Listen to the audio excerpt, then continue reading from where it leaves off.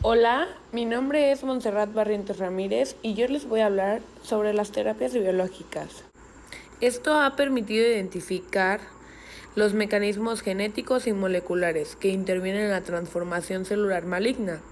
Este desarrollo ayuda al tratamiento biológico dirigido contra blancos moleculares esenciales para las células malignas, tratamientos que poseen una mayor especificidad antitumoral que la quimioterapia convencional y por ello tienen una mayor eficacia y menor efectos secundarios. Cáncer. Para que se produzca un cáncer deben estar presentes diversos tipos de alteraciones, ya que ello no importa el orden de aparición y número que varían en los distintos tipos de tumores. Estas alteraciones son 1. Proliferación celular autónoma. 2. Insensibilidad a las señales antiproliferativas. 3. Evasión de la apoptosis. 4. Capacidad de división celular indefinida. 5. Potenciación de las angiogénesis y adquisición de capacidad de invasión y metástasis. La adquisición del fenotipo maligno se manifiesta como consecuencia de las alteraciones de la fisiología celular. Ya que sabemos que las células normales requieren señales de crecimiento para alcanzar un estado de actividad proliferativa que permitan el mantenimiento de su población, estas señales se transmiten al interior de la célula a través de los receptores transmembrana a los que se unen diversos factores de crecimiento en la superficie de la membrana celular.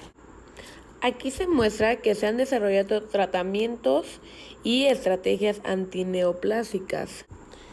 Esas estrategias moleculares garantizan esta autonomía proliferativa, ya que se basan, en general, en la producción autócrina de los propios factores de crecimiento, en alteraciones de los receptores transmembrana, en la cascada de señalización de intracelular, mecanismos del receptor, como son la sobreexpresión, amplificación del gen, mutaciones activadoras, sobreexpresión del ligando y o pérdida de mecanismos de retroalimentación negativa. En mayor parte de los tumores se detectan mutaciones activadoras en reguladores intracelulares esenciales, ya que estas vías de señalización como son RAS o la fosfatidilinositol 3 sinasa o bien mutaciones inactivadoras de reguladores negativos como lo que son la fosfatasa y homólogo de tensina. Receptor es la familia del factor de crecimiento epidérmico constituida por 4 miembros. Factor de crecimiento epidérmico o receptor del factor de crecimiento epidérmico tipo 1 o receptor del factor de crecimiento epidérmico tipo 2, 3 y 4, que tienen un alto grado de homología estructural y funcional. Cada receptor consta de un dominio extracelular causal de la unión al ligando y de la dimerización, un dominio transmembrana y un dominio intracelular con actividad tirosinasa. Después de la unión del ligando, los receptores ya mencionados se dimerizan preferentemente con el receptor del factor de crecimiento epidérmico de tipo 2.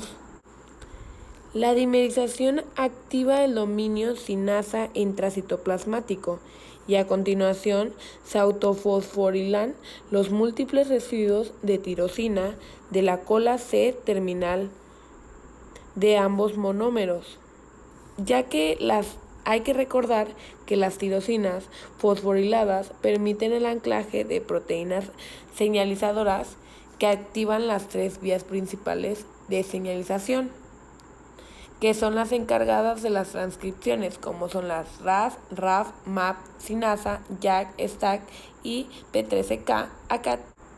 Estas son encargadas de la transcripción, la regulación del ciclo celular, el metabolismo, la apoptosis, la motilidad celular y la diferenciación. Anticuerpos monoclonales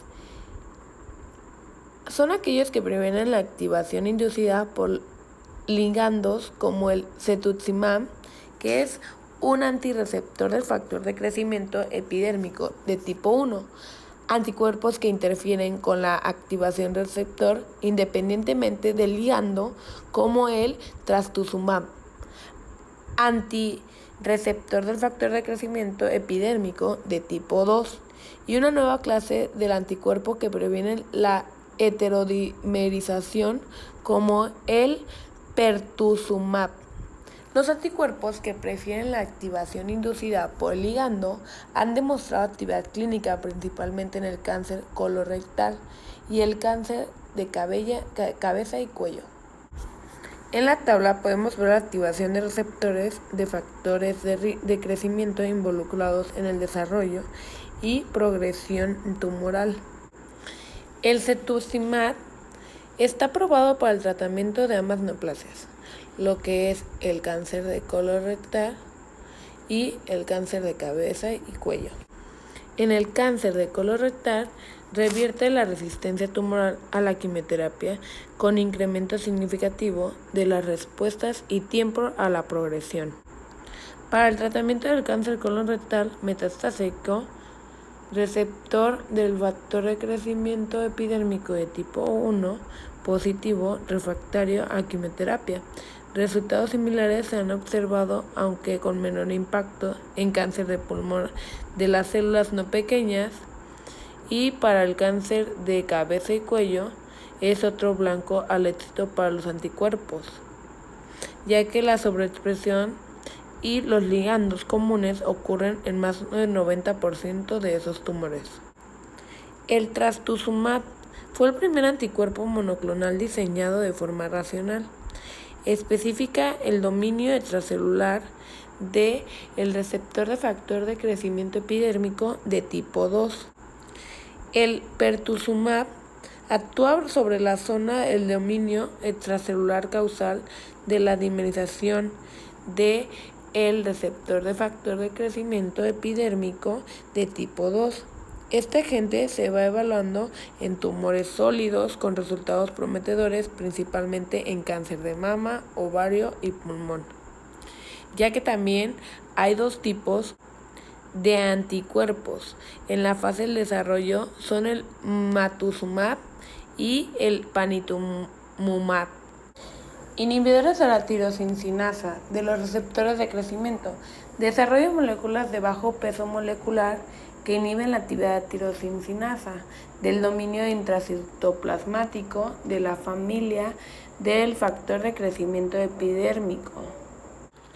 Los inhibidores reversibles de los receptores del factor de crecimiento epidérmico de tipo 1, genitinib y erlotinib, están aprobados para el tratamiento del cáncer de pulmón de células no pequeñas. Este cáncer relativamente es insensible a la quimioterapia y radioterapia. De igual forma, en el cáncer de páncreas, la adición de erlotinib a la quimioterapia ha demostrado aumentar la supervivencia. Además de estos agentes, poseen actividad en otros tumores como en el cáncer de cabeza y cuello y el glioblastoma multiforme. El lapanitib es el primer inhibidor dual del receptor de factor de crecimiento epidérmico de tipo 1 y tipo 2. Es una molécula de bajo peso molecular que ha demostrado actividades en pacientes con cáncer de mama positivo resistente al trastuzumab. También otro blanco terapéutico es el receptor c-KIT, una glucoproteína transmembrana con actividad tirosincinasa y su ligando, el factor de células madre que participan en la proliferación y la supervivencia de las células intersticiales del cajal, melanocitos, mastocitos y células precursoras. Inhibidores de las vías intracelulares de señalización. Las vías principales de señalización son RAS, RAF, MAC, P13K, AC, JAK, STAC y METOR. Forman la red bioquímica frecuentemente activa en las células tumorales, induciendo crecimiento celular descontrolado. Los tumores poseen mutaciones activadoras en reguladores esenciales de la red. o bien mutaciones que inactivan en reguladores negativos, como son neurofibroma, y actualmente se disponen un amplio número de agentes que inhiben la actividad de los diferentes componentes de estas vías. RAS, a diferencia del resto, requiere la adición de un residuo lipídico por parte de la enzima farnesiltransferasa para su anclaje en la parte interna de la membrana y su posterior activación. Insensibilidad a señales antiproliferativas. En un tejido normal operan múltiples señales antiproliferativas para mantener la homeostasis tisular. El ejemplo más claro, ya mencionado, es el factor de crecimiento transformado beta.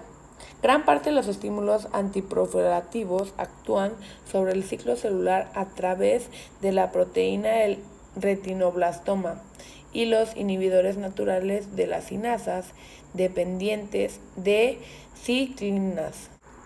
Evasión de la apoptosis. La maquinaria de la apoptosis puede dividirse en dos clases de componentes, sensores y efectores. Los estímulos extracelulares e intracelulares. Una población celular tiene la capacidad de expandirse tan determinadamente no solo por su tasa de proliferación celular, sino también por la muerte celular, ya que también conocemos la adquisición de resistencia a la apoptosis. Esto representa una característica de la mayor parte de los tumores. Los sensores de señales extracelulares se basan en interacciones célula-célula y célula matriz y en tres tipos de receptores de muerte celular con sus respectivos ligandos, lo que es receptores del factor de necrosis tumoral, receptores FAS, CD95 para el ligando FAS y receptores DR4/5 para el ligando a polipoproteínas, ligando inducción a la apoptosis relacionando con los sensores intracelulares, de los que P53 es uno de los más importantes, ya que esto controla el bienestar celular y activan la apoptosis ante el daño del DNA, la activación oncogénica aberrante y la hipoxia. Capacidad de división indefinida, inmortalidad replicativa. La telomerasa es un complejo ribonucleoproteínico formado por un componente ácido ribonucleico, RNA, una subunidad proteínica con actividad de transcriptasa inversa y otras proteínas asociadas.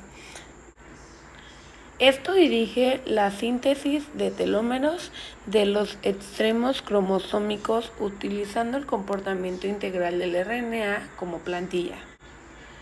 Las células normales expresan valores bajos o indetectables de la actividad telomerasa y no son mortales, mientras que la mayoría de las células inmortales y las neoplásicas poseen una capacidad proliferativa indefinida y mantienen la longitud de su telómero, sobreexpresando la actividad de telomerasas. La inhibición de la telomerasa limita el crecimiento de las células tumorales in vitro.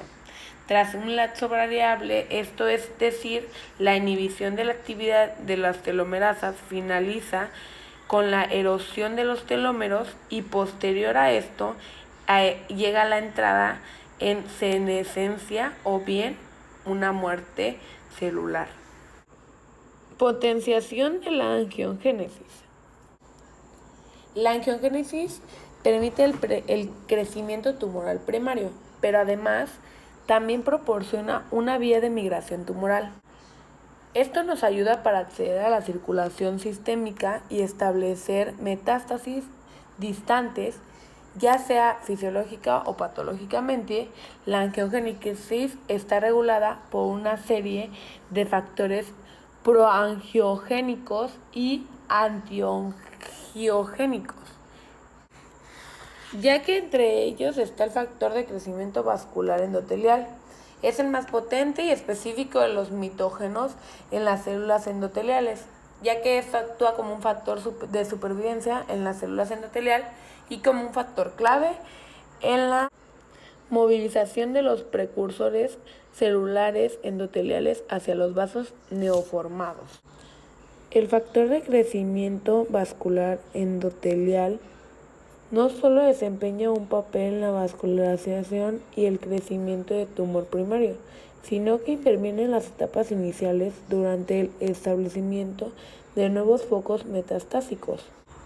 El bevacizumab es un anticuerpo monoclonal humanizado que bloquea la unión de las diferentes isoformas del factor de crecimiento vascular endotelial con sus respectivos receptores. En el cáncer de colon rectal nos ayuda lo que es la quimioterapia. Ayuda significativamente a la respuesta y la supervivencia debido a que el proceso angiogénico es similar en otros tumores sólidos como es en el cáncer renal, cáncer de mama, cáncer ovario, cáncer glioblastoma, y su utilización ha mostrado resultados favorables, ya que esto nos ha ayudado. Otro agente es el sorafenib, un inhibidor de la tirosina Otro agente sería el sorafenib, un inhibidor de la tirosinasa de receptor de factor de crecimiento vascular endotelial y de las sinasas intracitoplasmáticas, BRAF y CRAF. Y por último también tenemos otro agente que es el sunitinib, un inhibidor del receptor de factor de crecimiento vascular endotelial, el receptor de factor de crecimiento derivado de plaquetas, el c-KIT, que ha demostrado hasta un 40% de respuestas en el carcinoma renal de células claras metastásico. Esto sería un tratamiento temprano para el carcinoma renal de células claras. Invasión tisular y metástasis. El crecimiento tumoral y la formación de metástasis conlleva un proceso de múltiples etapas que implica la rotura de estroma tisular y la migración celular a través de la matriz extracelular hacia la circulación linfática o sistémica, la extravasación de las células y la vascularización. Las metaloproteinasas son enzimas proteológicas dependientes de zinc que poseen una especificación concreta sobre sustratos de la matriz extracelular, ya que esto lleva a ser importantes para su degradación.